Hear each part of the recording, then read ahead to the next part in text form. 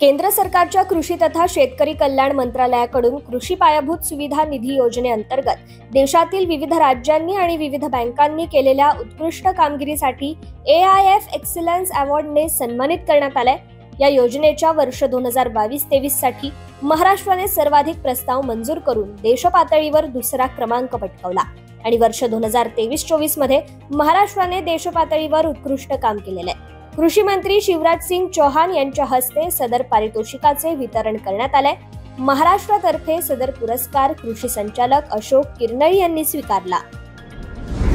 विद्यापीठाने विकसित प्रक्षेत्रावर पूर्णतः संगणकीकरण तसेच यांत्रिकीकरण करून स्वयंचलित शेती विकसित करावी, तसेच ड्रोनद्वारे फवारणीबाबत चर्चा करून ड्रोन फवारणीसाठी विद्यापीठाने सध्या आकारलेला दर कमी करावा, ड्रोनचा वापर सध्या नुकसान झालेल्या पिकांची पाहणी करण्यासाठी करावा आणि पिकांचे कितपत नुकसान झाले याचा अंदाज द्यावा, असे निर्देश कृषी मंत्री धनंजय मुंडे यांनी बुधवारी आयोजित केलेल्या आढावा बैठकीत दिले।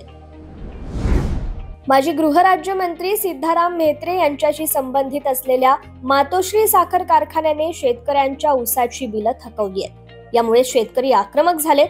सोलापुरातील काँग्रेस भवन कार्यालयासमोर शेतकऱ्यांनी आमरण उपोषणाला सुरुवात केली आहे। हे सर्व शेतकरी धाराशिव जिल्ह्यातून आलेत।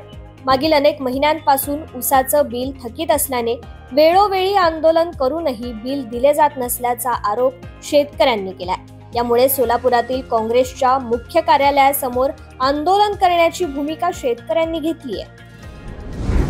महा फार्मर्स प्रोड्युसर कंपनी लिमिटेड अर्थात महा FPC चा 10वा वर्धापन दिनाचं औचित्य साधून राज्यभरात विविध ठिकाणी कार्यक्रमांचं आयोजन करण्यात आलं होतं। महा FPC हा देशभरातील सर्वात मोठा शेतकरी उत्पादक कंपन्यांचा महासंघ असून केंद्र सरकार पुरस्कृत प्रधानमंत्री अन्नदाता आय संरक्षण अभियान अंतर्गत देशभरात बांधावरील हमीभाव खरेदीची यशस्वी असे मॉडेल बनवण्यात यांची महत्त्वपूर्ण भूमिका राहिली आहे। छत्रपती संभाजीनगरच्या सोयगाव तालुक्यात झालेल्या अतिवृष्टीचा 72 गावातील 29,122 शेतकऱ्यांना फटका बसला असून तालुक्यातील 15,757 हेक्टरवरील पिकांचं 33% अधिक नुकसान झाल्याचा अहवाल कृषी आणि महसूल विभागाच्या वतीने काल जिल्हा प्रशासनाला पाठवण्यात आलाय। सोयगाव शहरासह तालुक्यात सलग 2 दिवस सरासरी 144 मिलीमीटर पावसाची नोंद झाली आहे। तालुका ओल्या दुष्काळाच्या छायेत असून लवकरच नुकसानीच्या पंचनाम्यांना सुरुवात होणार असल्याची माहिती कृषी विभागाकडून देण्यात आली आहे। सध्या शेती हंगाम सुरू असून शेतकरी शेतीच्या कामात व्यस्त आहेत। यामुळे पशुधनाचे बाजारभाव तेजीत असल्याचं चित्र आहे।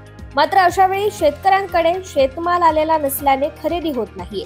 एखाद्या वेळी विक्री होईल, मात्र खरेदीसाठी आर्थिक गणिते जुळत नाहीत। सांगली बाजार म्हशीला सरासरी 60,000 रुपयांचा दर मिळतोय, तर ठाणे बाजारात 80,000 आणि हायब्रिड म्हशीला 1 लाख रुपयांचा दर मिळाला। तर 31 ऑगस्टच्या बाजारभावानुसार पुणे बाजारात नंबर 1 च्या म्हशीला 45,000 रुपये दर मिळाला। एकूणच लोकल म्हशीला चांगला बाजारभाव मिळत असल्याचं चित्र आहे।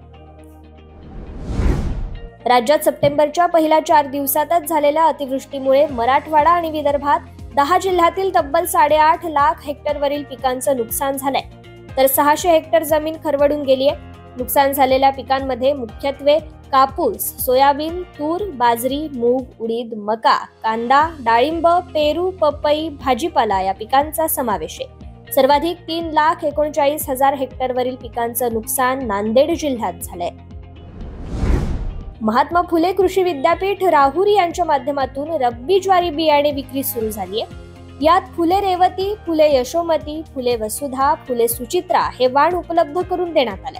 2 सप्टेंबर पासून विक्री सुरू झाली असून परिसरातील शेतकऱ्यांना चांगला प्रतिसाद मिळतोय। या शेतकऱ्यांना ज्वारी बियाणे खरेदी करायचे असल्यास त्यांनी विद्यापीठाशी संपर्क साधावा, असं आवाहन विद्यापीठ प्रशासनाकडून करण्यात आलंय।